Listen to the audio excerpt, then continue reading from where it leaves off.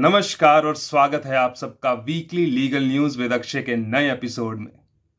पिछले एक सप्ताह में लिए गए कुछ मुख्य न्यायिक फैसले, कानूनी कार्यवाही या कुछ ऐसे मुद्दे जिनकी जानकारी जनमानस के लिए आवश्यक है, वह सब यहां लिए जाएंगे। शुरुआत की जाएगी सुप्रीम कोर्ट के मुख्य न्यायिक फैसलों से।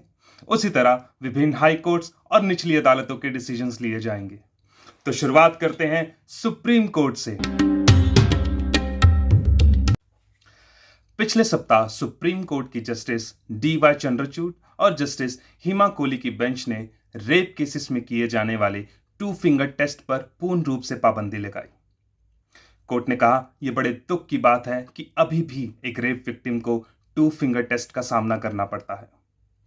कोर्ट ने कहा इस कोर्ट ने बार बार दोहराया है कि कोई भी साइंटिफिक आधार नहीं है 2 फिंगर टेस्ट का। साथ ही साथ ये एक इनकरेक्ट एजम्पशन पे लिया जाता है कि एक सेक्सुअली एक्टिव महिला का रेप नहीं किया जा सकता। कोर्ट ने कहा यह एक पितरात्मक समाज की सोच को दर्शाता है और साथ ही साथ पीड़ित को फिर से प्रताड़ित करता है। कोर्ट ने निर्देश दिया केंद्र सरकार और राज्य सरकारों का कि वो department of health and family welfare द्वारा 2 फिंगर टेस्ट पर जारी की गई गाइडलाइंस का पूर्ण रूप से पालन करें। क्या इनकम टैक्स रिटर्न को यूज किया जा सकता है विवाहिक विवाद में किसी की इनकम एस्टिमेट करने के लिए? मामला है एक फैमिली कोर्ट का, जहां कोर्ट ने एक पति को निर्देश दिया कि वह 20,000 प्रति माह मेंटेनेंस प्रोवाइड करेगा अपनी पत्नी को और 15,000 मेंटेनेंस प्रोवाइड करेगा अपनी बच्चियों को। कोर्ट ने अपनी जांच में पाया कि पति की आय 2 लाख रुपए प्रति माह की है। जब मामला पहुंचा हाई कोर्ट के द्वार, तो हाई कोर्ट ने फैमिली कोर्ट के डिसीजन को दरकिनार करते हुए कहा कि फैमिली कोर्ट ने किस आधार पर पति की आय 2 लाख रुपए प्रति माह तय की, जबकि इनकम टैक्स रिटर्न में पति की आय 4.5 लाख रुपए प्रति वर्ष की दिखाई गई है। जब मामला सुप्रीम कोर्ट की जस्टिस डी.वाई. चंद्रचूड़ और जस्टिस हिमा कोहली की बेंच के समक्ष पहुंचा, तो कोर्ट ने कहा इनकम टैक्स रिटर्न को इनकम एस्टिमेट करने के आधार के तौर पर नहीं लिया जाना चाहिए, क्योंकि अक्सर ये देखा गया है कि वैवाहिक विवादों में इनकम को अंडर एस्टिमेट किया जाता है। कोर्ट ने कहा फैमिली कोर्ट को एक हॉलिस्टिक अप्रोच अपनानी होगी जब वह किसी की इनकम एस्टिमेट करते हैं। अंत में कोर्ट ने हाई कोर्ट को निर्देश दिया कि वह रिव्यू पिटीशन को दोबारा सुने। अगर किसी व्यक्ति को नाबालिग बच्चियों के साथ हुए यौन उत्पीड़न की जानकारी है, मगर वह फिर भी यह जानकारी पुलिस से साझा नहीं करता, तो क्या वह भी एक मुजरिम कहलाएगा? जिसका उत्तर सुप्रीम कोर्ट की जस्टिस सी.टी. रविकुमार और जस्टिस अजय रस्तोगी की बेंच ने दिया। दरअसल मामला है महाराष्ट्र का, जहां एक हॉस्टल में नाबालिग बच्चियों के साथ यौन उत्पीड़न किया जाता है।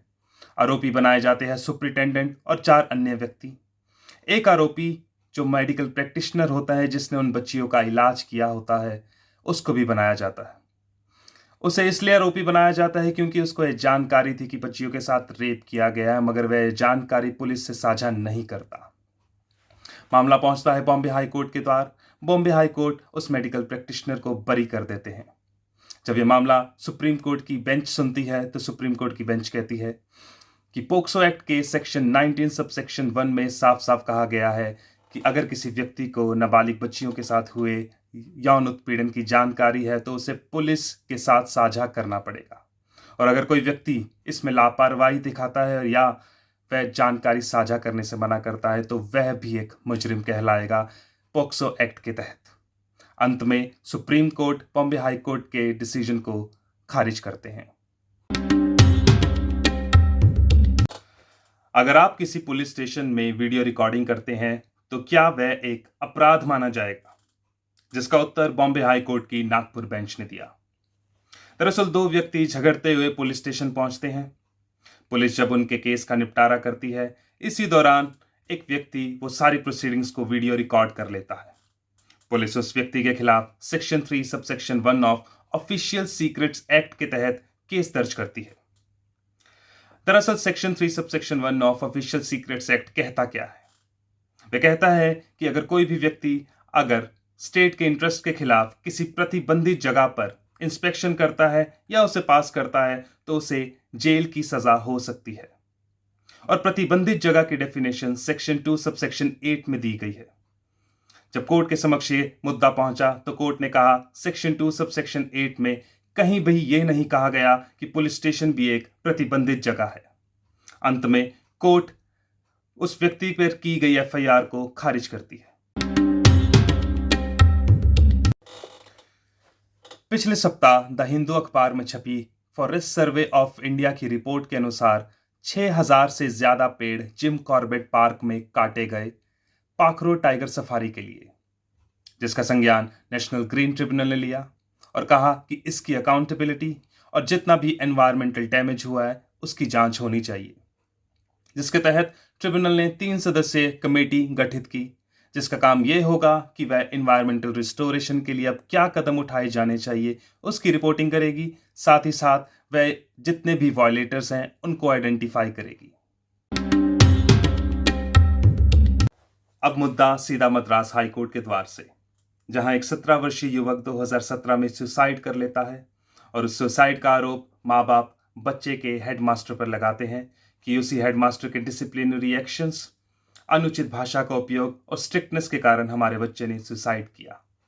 जब मामला पहुंचता है मद्रास हाईकोर्ट के द्वार तो मद्रास हाईकोर्ट इसकी सुनवाई करते हुए कहते हैं कि जब डीईओ की इंक्वायरी और पुलिस इन्वेस्टिगेशन में साफ पाया गया कि हेडमास्टर का बच्चे की सुसाइड में कोई भी रोल नहीं था तो माँ बाप का आरोप लगाना बिल्कुल गलत है।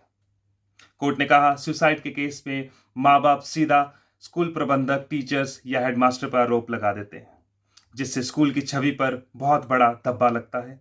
साथ ही साथ अन्य बच्चों की पढ़ाई का भी नुकसान होता है। अंत में कोर्ट ने माँ बाप की याचिका खारिज की। अब मुद्दा यूपी के प्रतापगढ़ जिले से, जहां एक नाबालिग से हुए गैंग रेप के केस की सुनवाई करते समय जज पंकज कुमार श्रीवास्तव ने काफी दुखी मन से कहा कि यह हमारे देश की त्रासदी है कि जहां स्त्रियों को देवियों की तरह पूजा जाता है, उसी देश में स्त्रियों को हवस का शिकार बना लिया जाता है।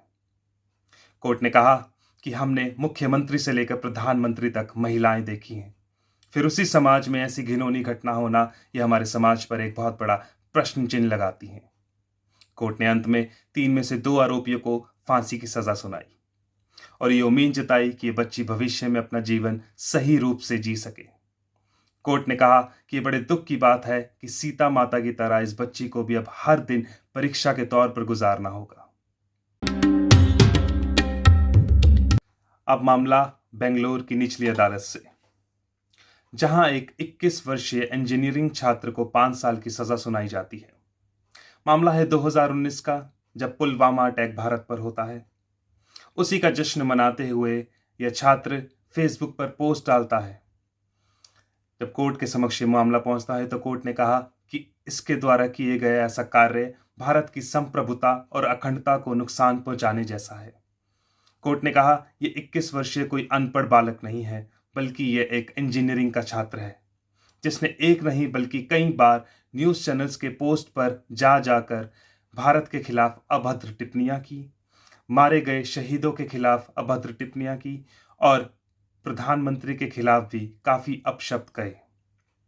कोर्ट ने अंत में 5 साल की सजा इस छात्र को सुनाई यूएपीए एक्ट के तहत। अगर किसी व्यक्ति से जिहादी मटेरियल जब्त किया जाता है तो क्या उसको टेररिस्ट माना जा सकता है? जिसका उत्तर दिल्ली की स्पेशल एनआईए की कोर्ट ने दिया। कोर्ट ने कहा अगर किसी व्यक्ति की पोजेशन से जिहादी मटेरियल प्राप्त होता है तो इसका मतलब ये नहीं कि वह टेररिस्ट है। कोर्ट ने कहा जब तक वह जिहादी मटेरियल से प्रभावित होकर ऐसा कोई कार्य न कर दे तब तक ये कहना कि वह टेररिस्ट है ये गलत होगा। कोर्ट ने कहा अगर हमने ऐसा किया तो यह उसकी आर्टिकल 19 जो संविधान उसे देता है उसका उल्लंघन होगा। आपको इस हफ्ते की लीगल न्यूज़ कैसी लगी जरूर लिख के बताएं और हाँ, सब्सक्राइब करना ना भूलें।